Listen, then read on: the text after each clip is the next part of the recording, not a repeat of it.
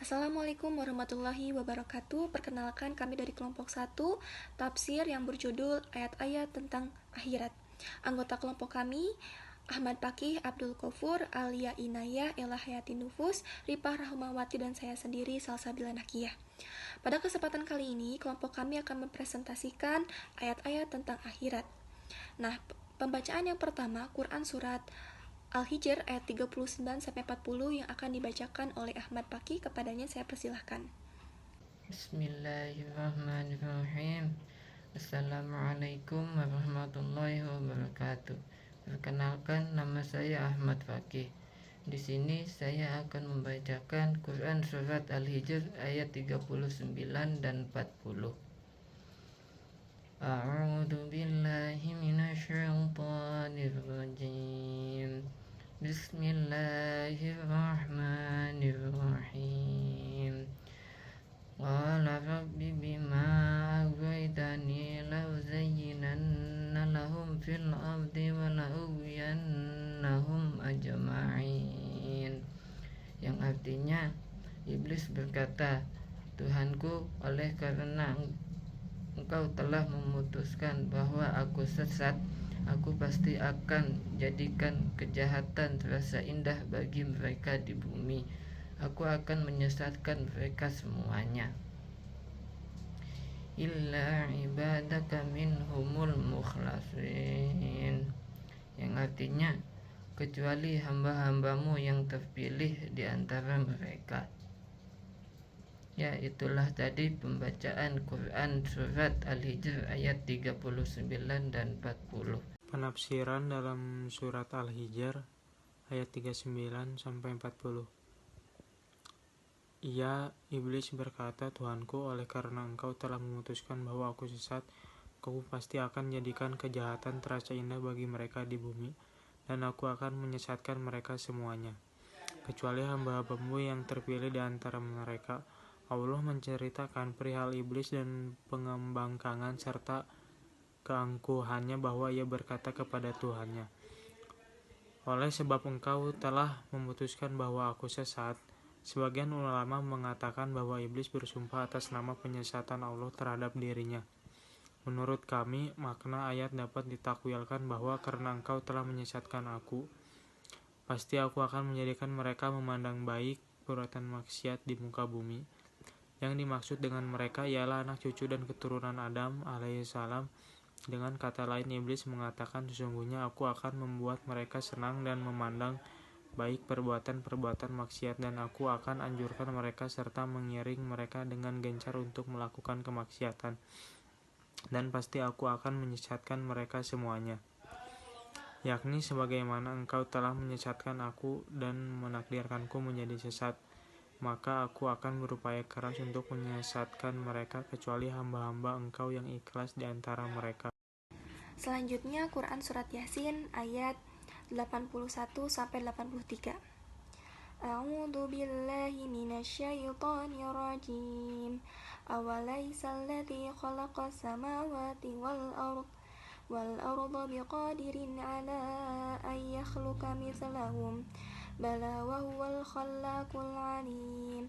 Innama amruhu idza arada syai'a ayyaqula lahu kun fayakun.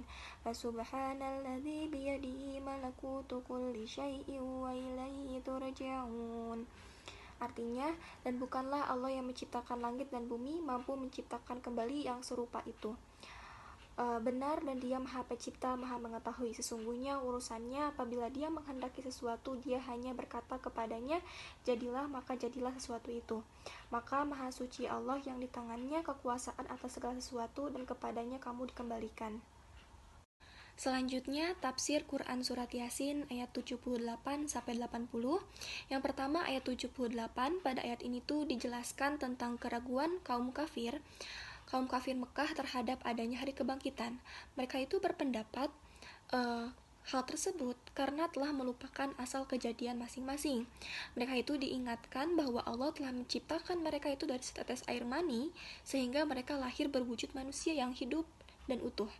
Jika seandainya mereka mengingat dan menyadari hal tersebut, pastilah mereka yakin bahwa Allah itu juga kuasa menghidupkannya kembali sesudah mati walaupun tulang belulang mereka sudah remuk. Adapun ayat 79, pada ayat ini Allah memerintahkan Nabi Muhammad untuk menjawab pertanyaan-pertanyaan orang-orang tersebut dengan menegaskan bahwa yang akan menghidupkan tulang lapuk itu kembali menjadi manusia yang hidup dan utuh itu adalah Allah yang dahulu telah menciptakannya pada kali yang pertama dari tidak ada menjadi ada. Allah itu maha mengetahui semua makhluk ciptaannya. Nah, bagi manusia itu, mengulang suatu perbuatan itu lebih mudah daripada melakukannya pertama kali. Akan tetapi, bagi Allah menciptakan sesuatu pertama kali itu sama saja mudahnya dengan mengulanginya karena Allah itu maha kuasa. Adapun selanjutnya pada ayat 70, pada ayat ini disebutkan bahwa Allah juga memerintahkan Rasulnya itu untuk menjelaskan kepada orang-orang musyrik bahwa yang akan menghidupkan kembali tulang-tulang lapuk tersebut itu adalah Allah yang telah menciptakan untuk mereka. Api yang menyala dari kayu yang semula merupakan pohon yang basah dan hijau, tetapi kemudian kayu itu menjadi kering sehingga dapat menyalakan api. Nah, dalam kehidupan sehari-hari, orang Arab tuh telah mengetahui bahwa ada beberapa jenis kayu yang jika digesekkan antara satu dengan lainnya akan memercikan api. Ini semua itu diciptakan Allah untuk manusia agar mereka bisa menghangatkan badan, kemudian memasak, menggunakannya untuk penerangan dan berbagai kebutuhan lainnya. Selanjutnya Quran Surat Yasin ayat 81 sampai 83. A'udzu billahi minasyaitonir rajim. Awalaisa alladzi khalaqas samawati wal arda biqadirin ala an yakhluqa mithlahum. Bala wa huwal khallaqul alim. Innama amruhu idza arada syai'a أن له كن فيكون فسبحان الذي بيده ملكوت كل شيء وإليه ترجعون. Artinya, dan bukanlah Allah yang menciptakan langit dan bumi mampu menciptakan kembali yang serupa itu. Benar, dan dia maha pencipta, maha mengetahui. Sesungguhnya urusannya apabila dia menghendaki sesuatu, dia hanya berkata kepadanya, jadilah, maka jadilah sesuatu itu. Maka maha suci Allah yang di tangannya kekuasaan atas segala sesuatu dan kepadanya kamu dikembalikan. Selanjutnya tafsir Quran Surat Yasin ayat 81 sampai 83. Yang pertama ayat 81, Allah mengemukakan pertanyaan kepada orang-orang yang tidak mempercayai hari kebangkitan itu bahwa jika mereka percaya bahwa Allah Maha Kuasa menciptakan langit dan bumi, mengapa Allah tidak kuasa pula menciptakan sesuatu yang serupa dengan itu? Jawabannya adalah Allah pasti kuasa menciptakannya karena Dia Maha Pencipta lagi Maha Mengetahui. Adapun tafsir ayat 82, Allah itu menerangkan betapa mudahnya baginya untuk menciptakan sesuatu. Apabila Ia menghendaki untuk menciptakan suatu makhluk, cukuplah Allah mengatakan jadilah, maka dengan serta-merta berwujudlah makhluk itu. Mengingat kekuasaannya yang demikian besar, maka adanya hari kebangkitan itu, di mana manusia dihidupkannya kembali sesudah terjadinya kehancuran di hari kiamat, bukanlah suatu hal yang mustahil dan tidak patut untuk diingkari.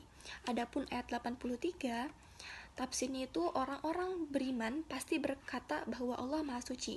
Di tangannya kekuasaan penuh atas segala sesuatu di alam ini. Dialah yang menciptakan, kemudian mengatur dan memeliharanya.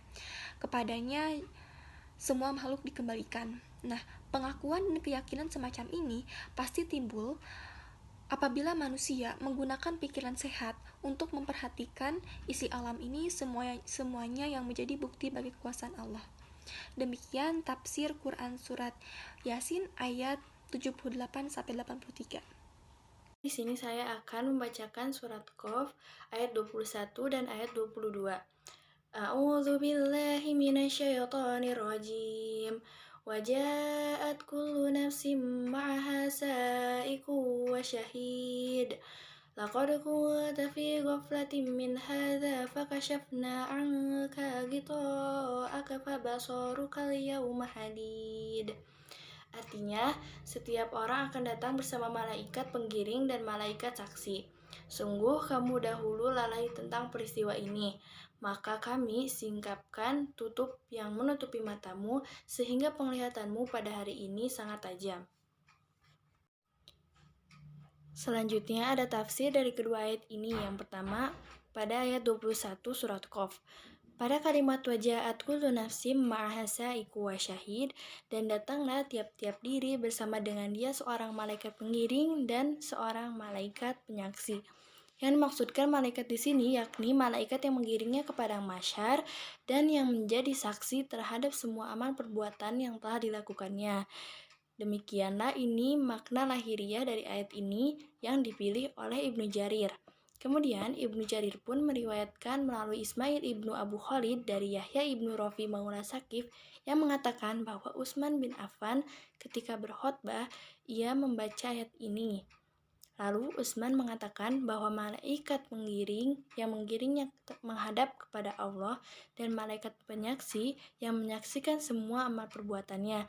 Hal yang sama telah dikatakan oleh Mujahid, Qatadah dan Zaid. Selanjutnya ada tafsir dari surat Qaf ayat 22. Ibnu Jarir telah meriwayatkan 3 pendapat yang sehubungan dengan makna pada ayat ini, yang artinya sesungguhnya kamu berada dalam keadaan lalai dari hal ini, maka kami sikapkan darimu tutup yang menutupi matamu, maka penglihatanmu pada hari itu amat tajam. Lalu siapakah yang dimaksud dalam bicara dalam ayat ini? Yang pertama ada pendapat yang mengatakan bahwa itu adalah orang kafir.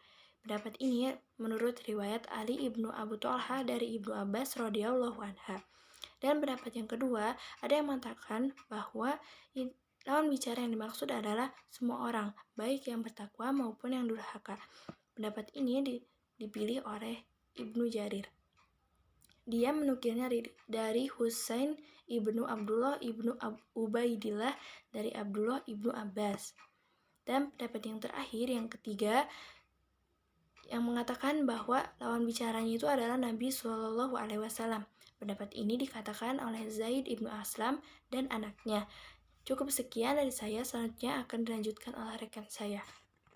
Quran Surat Al-Hadid ayat 20. A'udzu billahi minasyaitonir rajim.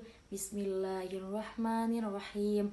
Ya'lamu annamal hayatud dunya la'ibu wa lahu wa zinatu wa tafakhurum bainakum wa takathurun fil amwali wal aulad. Kamathali ghaisin a'jabal kuffara nabatuhu thumma yahiju fatarahu musfaran thumma yakunu hutama wa fil akhirati 'adzabun syadid wa maghfiratun minallahi wa ridwan wa mal hayatud dunya illa mata'ul ghurur. Ketahuilah, sesungguhnya kehidupan dunia itu hanyalah permainan dan senda gurauan, perhiasan dan saling berbangga di antara kamu, serta berlomba dalam kekayaan dan anak keturunan, seperti hujan yang tanamannya mengagumkan para petani. Kemudian tanaman itu menjadi kering dan kamu lihat warnanya kuning, kemudian menjadi hancur. Dan di akhirat nanti ada azab yang keras dan ampunan dari Allah, serta keridhoannya, dan kehidupan dunia tidak lain hanyalah kesenangan yang palsu. Thumma yahiju fatarahu musfarun thumma yakunu hutama. Kemudian tanaman itu menjadi kering dan kamu lihat warnanya kuning, kemudian menjadi hancur. yakni tanaman itu kering dan kelihatannya kuning, padahal sebelumnya tampak hijau dan segar. Kemudian semuanya menjadi hancur berantakan alias kering kerontang. Demikian pula kehidupan dunia, pada mulanya kelihatan muda, lalu tumbuh dewasa dan menua, akhirnya pikun dan peot. Kemudian pula manusia pada permulaan usianya dan usia mudanya, ia kelihatan segar, padat, berisi, serta penampilannya hebat. Kemudian secara berangsur-angsur mulai menua dan semua wataknya berubah dan merasa kehilangan sebagian dari kekuatannya. Lalu jadilah ia manusia yang lanjut usia dan lemah kekuatannya, sedikit geraknya dan tidak mampu mengerjakan sedikit pekerjaan pun.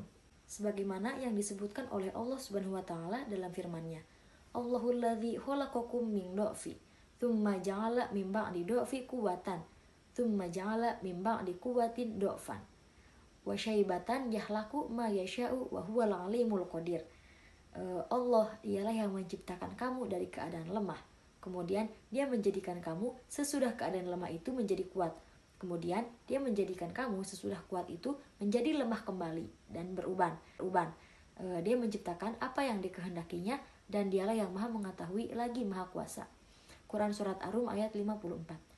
Mengingat perumpamaan ini menunjukkan akan lenyapnya dunia dan kehancurannya serta kehabisannya usia sebagai suatu kepastian, dan bahwa negeri akhirat itu ada dan pasti. Maka diperingatkanlah untuk berhati-hati dalam menghadapinya, sekaligus mengandung anjuran untuk berbuat kebaikan yang akan membawa pahala kebaikan di negeri akhirat nanti. Penafsiran Quran Surat Al-Hadid ayat 20. Allah Subhanahu wa Ta'ala berfirman, menceritakan hinanya kehidupan dunia dan kerendahannya. Untuk itu, maka ia berfirman, annamal hayatud dunya la'ibu wa lahu wa zinatu wa tafakhurun bainakum wa takatsurun fil amwalil wa aulad. Sesungguhnya kehidupan dunia itu hanyalah permainan dan sesuatu yang melalaikan, perhiasan dan bermegah-megah antara kamu serta berbangga-banggaan tentang banyaknya harta dan anak.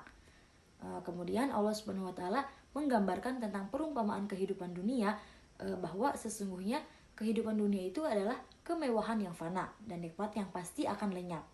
Untuk itu ia berfirman, kamatsalil ghuis, seperti hujan, Al-Hadid ayat 20, yaitu hujan yang turun sesudah manusia berputus asa dari kedatangannya, seperti yang diungkapkan oleh firman-Nya, wa huwallazi yunzalul ghuis mim ba'di ma qanatu, dan dialah yang menurunkan hujan sesudah mereka berputus asa. Quran Surat Asy-Syu'ara ayat 28. Adapun firman Allah Subhanahu wa Ta'ala, a'jabal kuffaru nabatuhu, yang tanam-tanamannya mengagumkan para petani. Artinya, tanam-tanaman yang ditumbuhkan berkat hujan itu mengagumkan para petaninya. Maka sebagaimana para petani merasa kagum dengan hal tersebut, begitu pula halnya orang-orang kafir mengagumi kehidupan dunia. Sesungguhnya mereka adalah orang-orang yang paling menyayanginya dan tiada yang terlintas dalam benak mereka selain dirinya. Adapun firman lainnya, tsumma yahiju fatarahu musfarun tsumma yakun. Baik, di sini saya akan membacakan Quran Surat Al-A'la ayat 16 dan 17. A'udzu billahi minasyaitonir rajim. Bismillahirrahmanirrahim. Bal tu'thirunal hayatad dunya wal akhiratu khairu wa abqa. Shadaqallahu maulanal azim. Yang mempunyai arti, sedangkan kamu orang-orang kafir lebih memilih kehidupan dunia, sedangkan kehidupan akhirat lebih kekal dan lebih baik. Nah, di sini juga terdapat tafsir dari Quran Surat Al-A'la tersebut, yang berarti kalian lebih mengedepankan dunia daripada kehidupan akhirat, dan kalian lebih memilih nikmatnya yang lusuh dan kotor serta fana melebihi akhirat. Sedangkan kehidupan akhirat adalah lebih baik dari dunia dalam segala sifat yang diinginkan, dan lebih kekal karena akhirat adalah negeri keabadian, negeri kekekalan dan kesucian, sedangkan dunia adalah negeri yang fana. Orang mukmin yang berakal tidak akan memilih sesuatu yang lebih jelek dari sesuatu yang lebih baik, dan tidak menukarkan kenikmatan sesaat dengan kenikmatan abadi. Karena itu, cinta terhadap dunia dan lebih dikedepankan melebihi akhirat merupakan induk segala kesalahan. Terima kasih. Sekian presentasi kelompok kami yang berjudul tentang ayat-ayat tentang akhirat. Mohon maaf apabila ada kata-kata yang kurang berkenan. Ditutup saja dengan doa, Rabbana atina fid dunya hasanah wa fil akhirati hasanah wa qina azabannar. Wassalamualaikum warahmatullahi wabarakatuh.